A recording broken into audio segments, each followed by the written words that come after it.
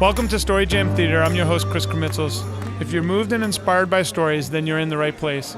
On today's show, we're featuring a story told by Delatorro McNeal, and it's about a package executive. If you're wondering, what is a package executive? Well, you're in for a wild ride because you're about to find out. Enjoy today's story.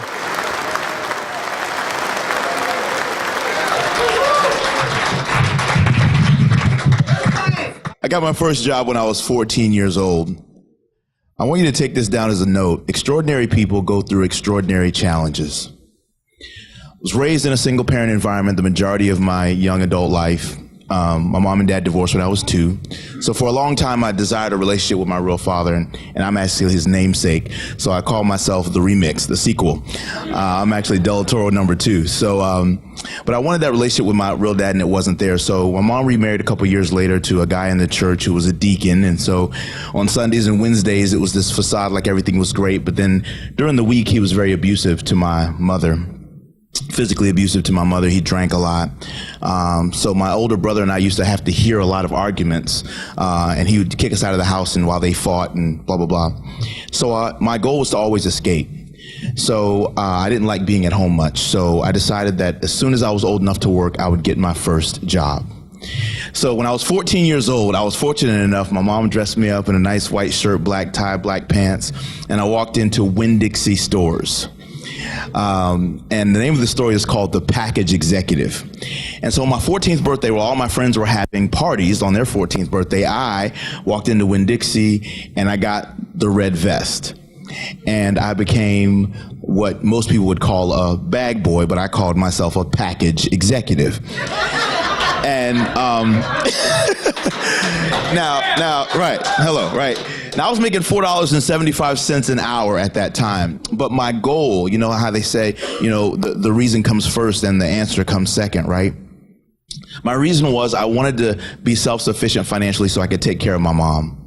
So I wanted to work. I knew if I could work, I could maybe provide for her. So if we had to get whisked away at 2:00 in the morning because they had another physical fight, I could pay for the hotel room or something. But I had to do something to get her out of that situation. So I started working at Winn-Dixie, and people loved me. I had a great relationship, making things happen. I'm making $4.75 an hour, but I'm listening to Zig Ziglar in my car at age 14.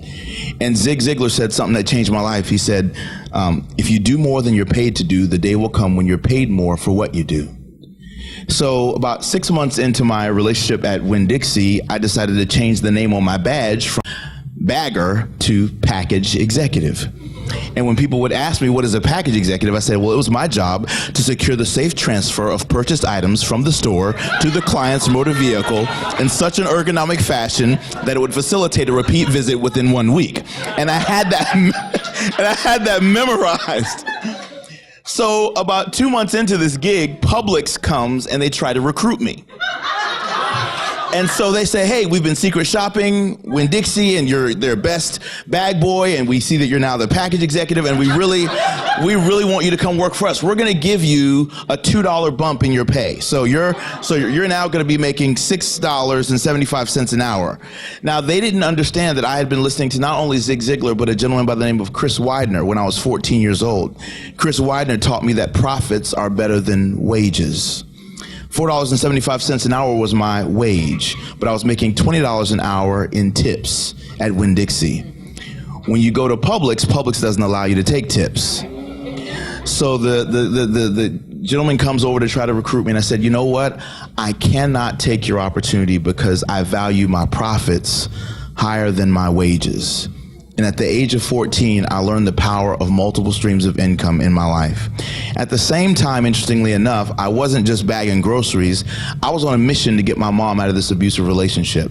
So I had a singing group, me and 3 white dudes, and I thought we would make it. And then I had another group, and it was me and 3 black dudes, and I thought we would make it. I said, okay, one of the 2 ethnic groups has got to make it.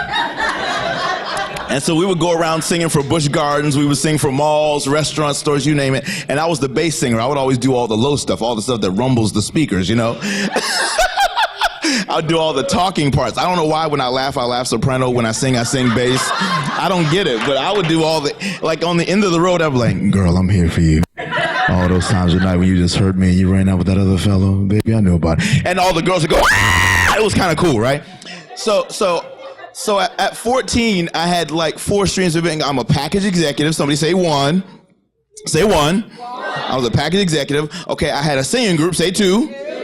And then my stepdad, although he was abusive, he had this great job at the church. He was a janitor. And so on Sundays after church, we'd have to go back to church that night and clean the church.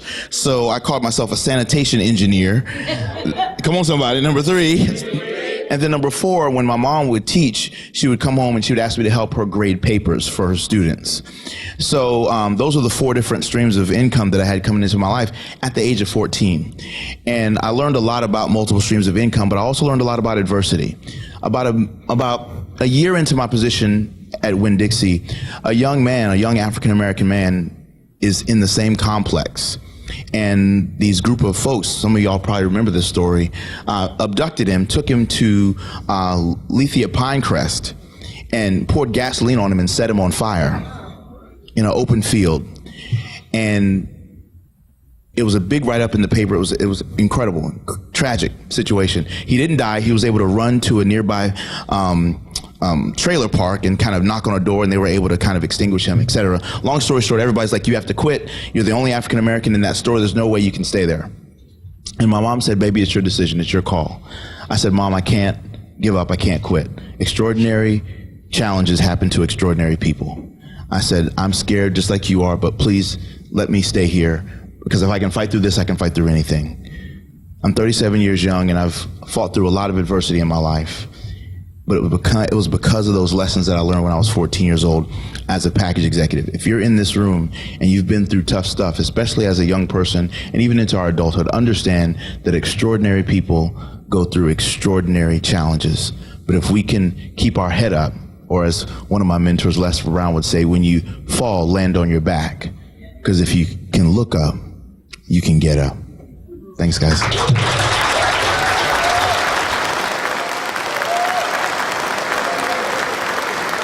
To learn more about our storytellers, go to storyjamtheater.com.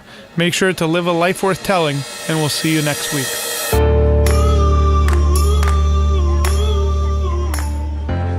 This has been a Story Jam Theater podcast. Production support provided by Anthony Kovic of Real Video Production and Stuart Mackey of Mackey Productions.